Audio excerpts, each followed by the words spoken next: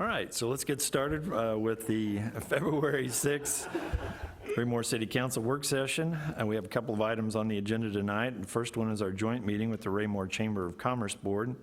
And Mr. Fearborn, I'll turn it over to you.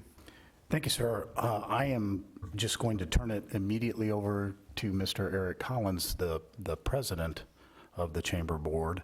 And while he is beginning his presentation, I will be passing around the contract that is currently in place with one little tiny red line right in the middle of it for everybody's attention, which is the budget amendment that has been proposed to go with this. Mr. Collins. Thank you, Mr. Fearborn and Mr. Mayor. I think I'll start by making some introductions, and I'm going to start across the room and work back toward me. We have Dr. Carrie Monsis, Superintendent of Raymore Peculiar Schools, Fallon Scholscheid, Commissioner Jimmy Odom, the Chamber Executive Director Sherry Turney, Chamber Board Member Donna Nuzio, Chamber Secretary and Board Member Barbara Long, and as Mr. Fearborn said, I'm Eric Collins. I know many, but probably not all of you. I just want to start by saying thank you for the time this evening. We know that your time is often at a premium, and to have us here and kind of talk about what's been going on, we appreciate very much. Also want to thank each of you for the budgeted consideration, increased support to the Chamber. That goes a long way and means a lot to our mission and what we're trying to pursue and do for the community. With that, I thought I'd share with you just a few of our goals this year, some of the overarching goals and what we're trying to do across the street to continue to grow and develop this as a strong chamber. First and foremost, a focus is going to be membership and continue to try and to attract and retain new members. We're only as strong as our members, and we think we offer a great service to our business community here and also to our residents who can gain valuable insight from a strong, connected business community. In 2015, we had about 170 members. Last year, had almost a 10% growth. We ended up with 183, and this year we've established as a goal for membership 200 members is what we're shooting for. We'll take more, but that's our goal. We have identified what we believe is going to be a very strong membership committee. We're actually meeting for the first time later this week to start talking about how to go out and pound the pavement, shake hands, press some flesh, and get folks interested and in the doors over here as members. Next isn't so much of a goal. It is the end result, I think, of a goal that has existed at the Chamber since I've been here, and that is a new website. And we are very excited to be here tonight and are on the cusp. We've been on the cusp for a little bit now, but we are really on the cusp this time of being in a position to roll out a new top-of-the-line, state-of-the-art website. We approached some developers, I believe it was probably last fall, as I recall. Does that sound about right, Sherry? And hired out services of a developer that's now a chamber member and have been working with their staff to get a new website in place. The functionality of the new site is fantastic. Does a great job in terms of member listings. There's alphabetical member listings by category. Each member link, or each member page also has a link then to the members' off-site web page, their own web page. And then we're going to roll out some advertising opportunities on the web page itself. And so we're still working through some of the terms of our proposed advertising and just how we're going to handle that. But that's going to be a topic of discussion at our next board meeting. It's something we've been kicking around for a month or two now and hope to have some finality on that. And the final goal, I think, is just what we hope we do every year, and that is to continue growing our partnership with the city. One of our stated purposes and one of the main points, if you will, of our partnership between the Chamber and the city is to provide an office resources and staff that becomes a focal point, not only for residents, not only for existing businesses, but also new folks wanting to come into our community, be it residents, be it individuals looking to start their families here, to move their families here. And then just to continue to work with city staff, be it with Mr. Tapp and his economic development team.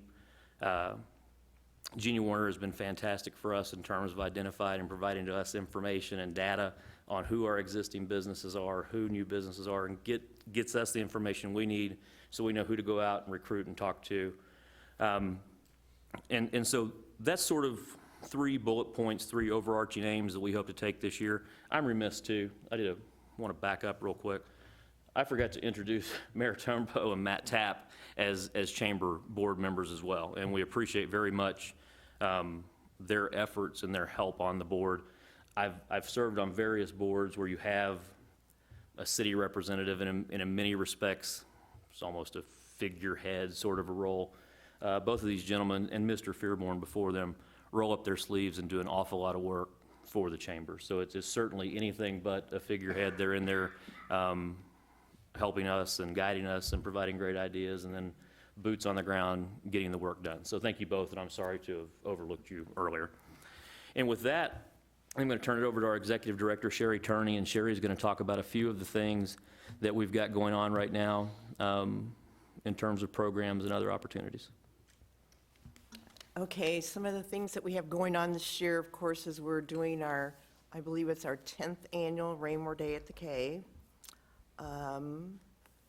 I've just got the date. The date's going to be April 28th. It's going to be a Friday evening, and I believe we're playing the Minnesota Twins.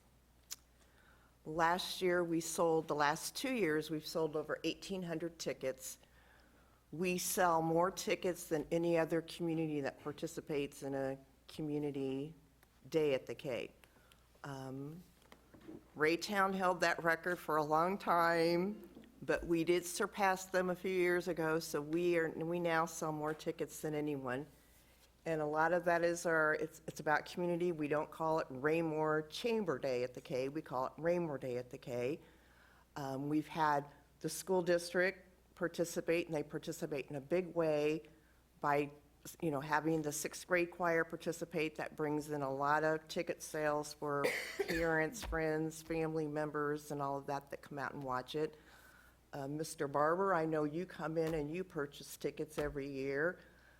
And then we have South Metro has done the honor guard for several years. We've had various people do the Captain's Club representation, the first pitch. Those are all things I've asked for again this year, and I believe we're going to have those all again this year. Definitely the national anthem and the honor guard, and they're supposed to get back to me for confirmation on the first pitch in Captain's Club. It's a great community event, so if you want to spread the word, that would be great. And that's coming up on April 28th. The other one we're doing is our 2nd annual. It's a joint effort between the Belton Chamber of Commerce and the Raymore Chamber. We're doing a job fair business expo. It will be over at the Belton High School. Last year, we had 65 booths that participated. The city of Raymore was represented there. The school district was represented, but then local businesses. And we had about 300 job seekers that came out too.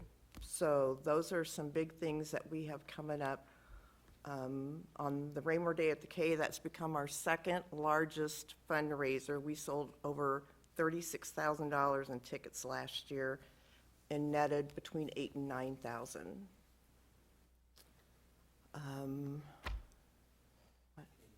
The community guide, and I brought copies if anyone's interested.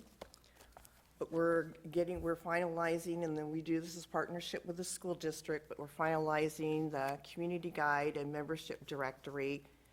And there's information in here about Raymore, the school district, important numbers for people to know, to reach. It's got maps.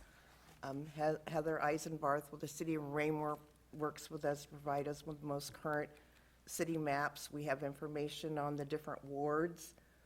We have a membership listing by alphabetical order and then also by business type. And there's also advertising opportunities for the businesses. But I do have copies if anyone's interested in a copy. Thank you, Sherry.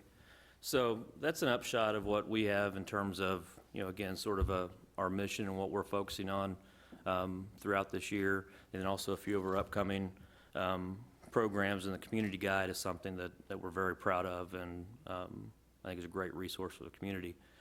That said, that's the end of our formal presentation. I'd ask if the council or staff have any questions of us around those topics that we've raised.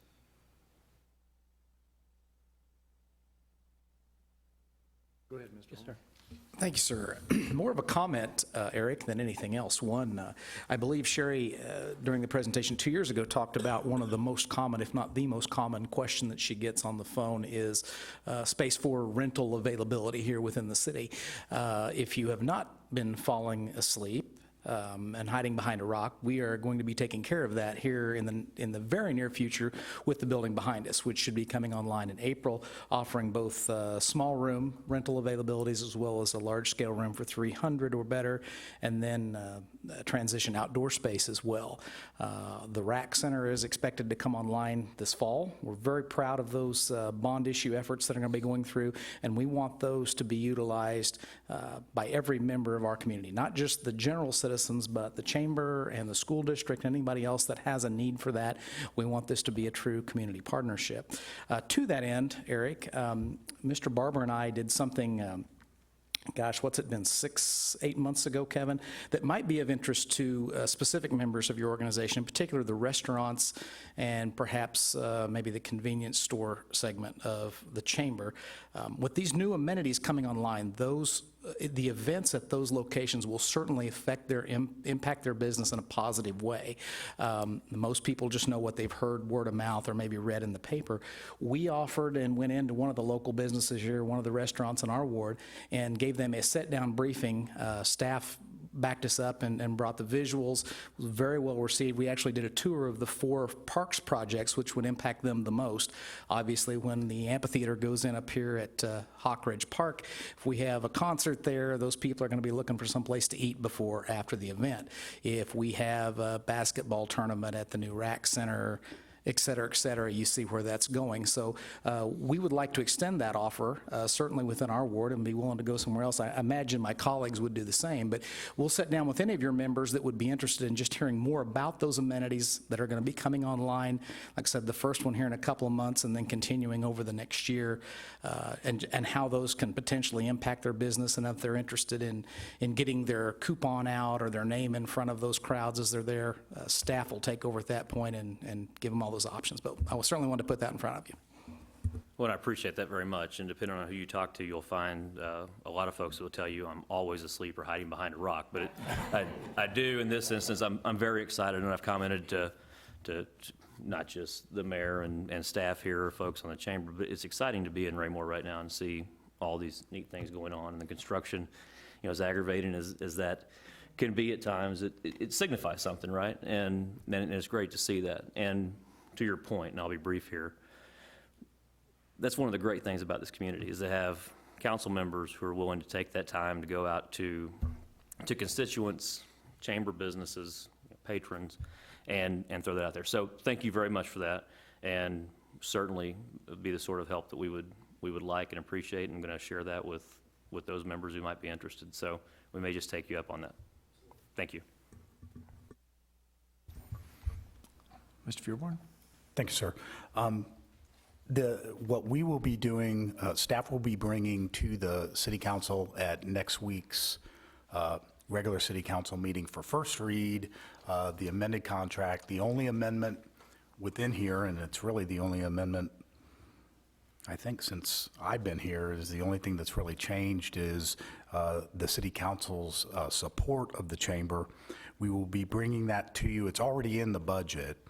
The council approved that for the 2017 fiscal year budget. That $10,000 that you see in the middle of this.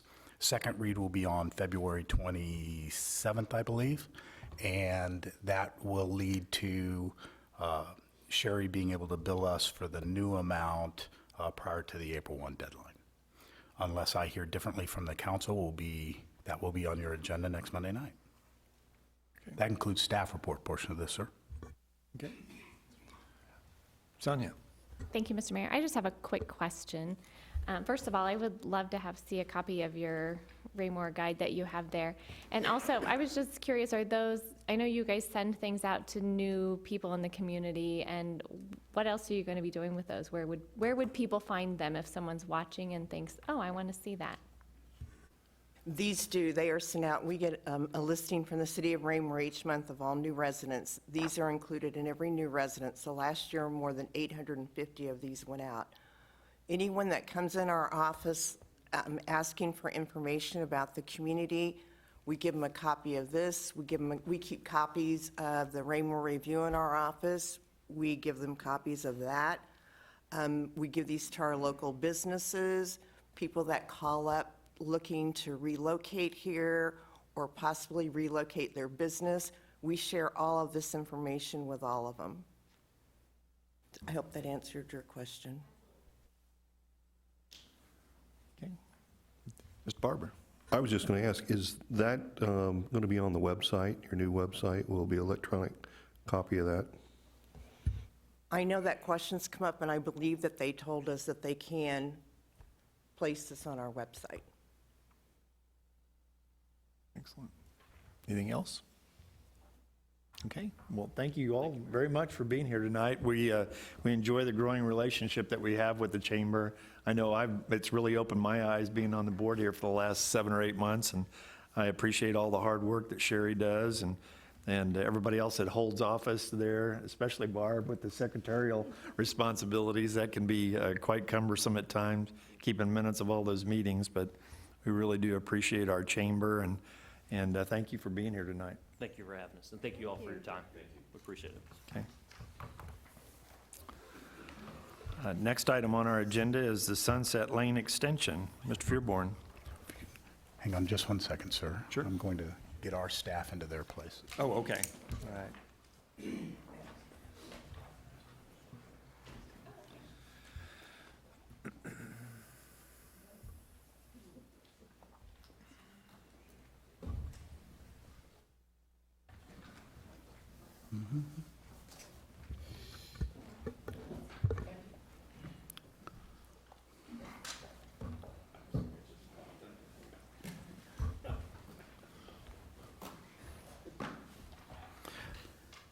Thank you. As the council will remember, within your packet, the Sunset Lane extension from Bristol through to the connection with Dutchman Acres was a component of this year's CIP. And that having been approved, it then led to a series of discussions with Mr. Evans, who is the developer of record for the area on either side of Sunset, Cindy Lane, and Bristol coming in. And the fact that the council was going to be extending Sunset Lane then led to the developer doing what we had hoped he would do with this particular extension, and that is determining that he was going to begin moving forward with building out the last phase of that neighborhood. That, of course, came to the council, and one of the items of concern was not the plat going in, but the actual connection to Dutchman Acres. Short form of tonight's presentation is to ask the council if they still wish to continue with the extension to Dutchman Acres. It would be staff's recommendation because this was what was originally contemplated within the CIP. It makes sense from a transportation standpoint and from a connectivity standpoint to continue this.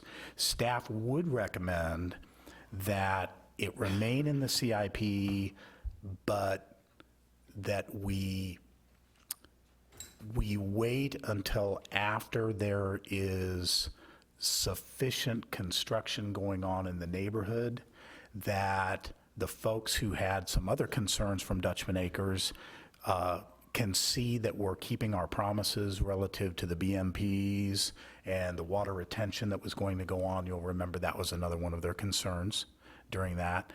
But if we could get to the point where the street is in up to that point, barricaded off, there's 30 feet of gap, the neighborhood's starting to be built, some of the concerns have kind of died down. They're seeing that things are working, that it's going in the way. Then we would more than likely recommend to the council that we have a good neighbor meeting with the folks down in Dutchman to say we're getting ready to go to the county.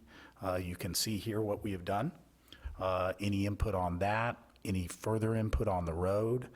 I suspect that we're not going to get everyone in Dutchman to ever like that idea, but I would imagine that even at this point, a majority of the people are either ambivalent or waiting to make sure that we keep our promises on the water retention. With that being said, staff seeks a little bit of guidance from the city council on whether you would like to see a thumbs up on this remaining in the CIP or a thumbs down. That concludes staff report, sir. Thank you. Mr. Holman? I support staff's position on this. I think it makes sense. There's always growing pains with any entity like us that's going to expand and get bigger, and there's more demand. I think staff's done a good job of trying to address the questions of those concerned citizens outside our limits. And I think this is a prudent step. We keep it in the CIP. We make preparations to do it, but we let the development go forward. They see that we have good standards and that we're protecting their interests to the best of our ability, and then we approach about the actual extension of the road itself. Thank you. I agree with that. Go ahead, John. Before we get to the building part of it, I agree that keep it in the CIP. I'd always thought about barricading it off until we had buy-in from the county and from the residents. So can we have a preliminary discussion with the county before we get down the road, and then we're ready to build it through? That way we know ahead of time when we go to the residents that we're all not surprised when we, with the residents and the county says, I don't have the funds to build it. The city goes, well, we're ready to move forward with it. And then the citizens in Dutchman Acres are then going, see, the county can't handle it. So I think we need to have some preliminary discussions with the county before we even get to that point.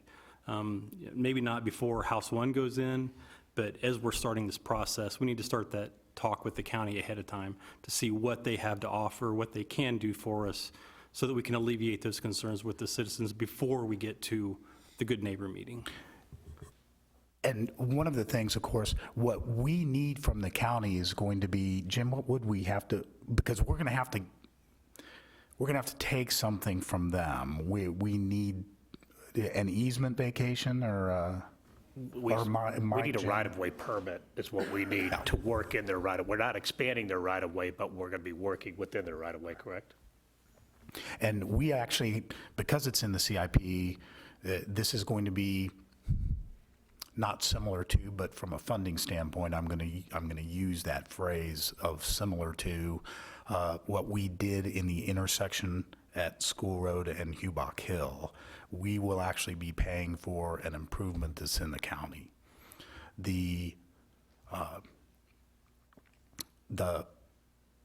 So once they grant that, I think that the elephant in the room is going to be what the Dutchman Acres folks may ask for as far as going further south than the extension as far as road improvements are concerned.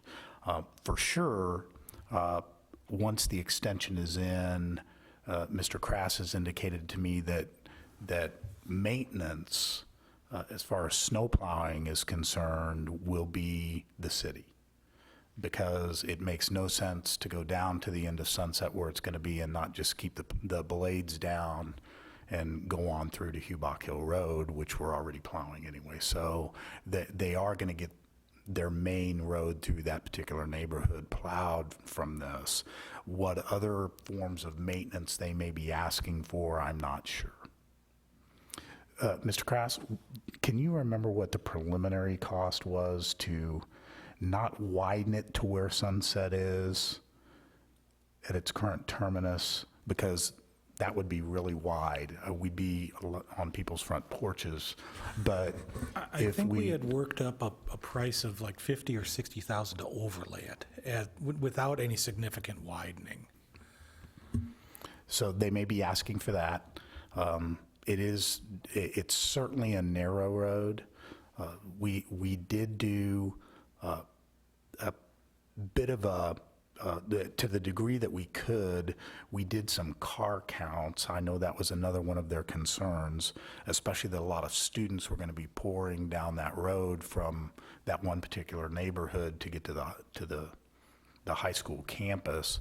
But when we checked going out of Cantor to the north, which would probably be a significantly higher car count. And what was that a day, Mike? I don't recall what it was a day, but I think peak hour is like 100 or 150 cars. So you would be seeing considerably less than that going out to the south. And we would have to get with the school district, but we're dealing with two neighborhoods that would be feeding into there. And I just don't know how many driving high school students are going to come out of those two neighborhoods to filter down there. It would still make more sense for them to go out and to School Road and bother Councilmember Burke on his trip down to school each morning, especially at the roundabout. Kevin, did you have something? Yeah, I support keeping this in the CIP and taking the steps that you talked about, Jim, kind of, making sure that we keep people happy as we work through the process. I know there was some big concerns about the traffic. That may be the number one, but a close number two was the water retention and how that was going to affect them. So I think it's important that they see how the developer is going to do that, and they trust that that's going to work, and then it does work before we move forward. And I guess one of the things I want to clarify, if we're going to take some of the responsibility for, say, snow cleaning that road, all of Sunset, do we do an MOU with the county? Is that what we do? Do we put together some MOUs to say we will take care of certain things, or how does that work? We haven't yet, and we plow a considerable amount of county road. It's kind of an understanding between us and the county. I suspect because of the formal nature of this and having to go to them for some right-of-way, that there's going to be a more formalized process for this particular location that would involve something like that. Mr. Burke? Thank you, Mr. Mayor. I thought this was a good idea when I brought this forward into the budget a year early into the CID. It was something that was proposed and had been sitting on the books, somebody's great idea for a while, and I thought it would be good to bring it in early. And it seems that because of that, it has helped spur the development in the area. And I think what we will find with this connectivity is there will be as many benefits for the county residents as there will be for the few neighbors that drive south that way. If just walking door to door in that neighborhood, though, if you look on Bristol and some of the other streets around there, there are very few buses that pick up students each day. If you look in that area, it's very much, and I've got one of my best friends lives there and has gone around and talked to people, and most of the residents are older than having school-age children. So I really don't think that's going to have a huge impact. And if you look at it, if you look at the mileage between the current egress from that neighborhood and the new spot, only about half of the people driving are going to decide that that's the best way to go. So I really think it's going to provide opportunity, and we'll look back on this and think this was a good idea to keep it in. Anyone else? So I hear the consensus is keep it in a CIP plan, and we'll go from here. All right.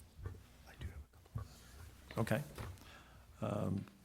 there isn't anything else on item B, item C is other items, and you say you have a couple? Go ahead. I do, sir. They're mainly schedule items for the council, asking for your consideration. Wanted to let you know that a month from tonight is the March 6th City Council work session. And that particular work session, we are only going to have one topic on it. Will be a joint meeting with the Planning and Zoning Commission. And we have managed to secure, this is unbelievable, but we've managed to secure the services of Mr. Jonathan Zur to make a dual presentation and do a training with both the City Council and the Planning and Zoning Commission that night. Would you like to just kind of give kind of a slight overview of what your plan is for that? I am happy to provide it. We have, both Jim and I have talked in the past, Mr. Catterat and I have talked in the past regarding this joint presentation. There are a couple of items that we'd like to do, and mostly what it's going to focus on is these are the general things that we see come through. These are the applications that we most often see come through the Planning and Zoning Commission meetings. And from a staff perspective, from the attorney standpoint, from the Community Development Department Director's point, this is what we look at for helping us evaluate an application that comes before us. It's never our intent to impress upon you what we think is the best idea or the best option. That is absolutely within your discretion as the legislative arm of the city. But ultimately, there are things that we see within these applications that we feel are important for you all to understand and for you to look at. So it's our hope that we'll have a 6, maybe 7 total applications that we're working with, where we'll be able to walk through and say, here's a general staff report that what we would have put together. And from the attorney's standpoint, these are important items to consider. Not just hey, how many votes do we need in order to pass this item, but this is factors that we think are important for consideration. Thank you. Should be a very, very interesting meeting for you all. The problem is that I can only get that one topic on because it's going to be so extensive with that particular one. The next work session after that is the March 20th work session, which is actually the first day of spring. We have a lot of items that we need to get before the council. Probably before that, you can see where this is going for item 2. But was kind of wondering if the council would entertain the idea of meeting the evening of President's Day, which would be the normal Monday night. It's 2 weeks from now. Normally, we would not call you in. Well, that's not even true anymore. That's just a lie. It's a blatant lie. We usually used to not do that. I have no good way to say this. So we were hoping you all would let us do that because of the fact that it would be March 20th before we could bring you back in for another work session. And that just, again, there are some items we need to get in front of you. Would that be okay with everybody who's here? Thank you so much. That concludes staff reports for the evening, sir.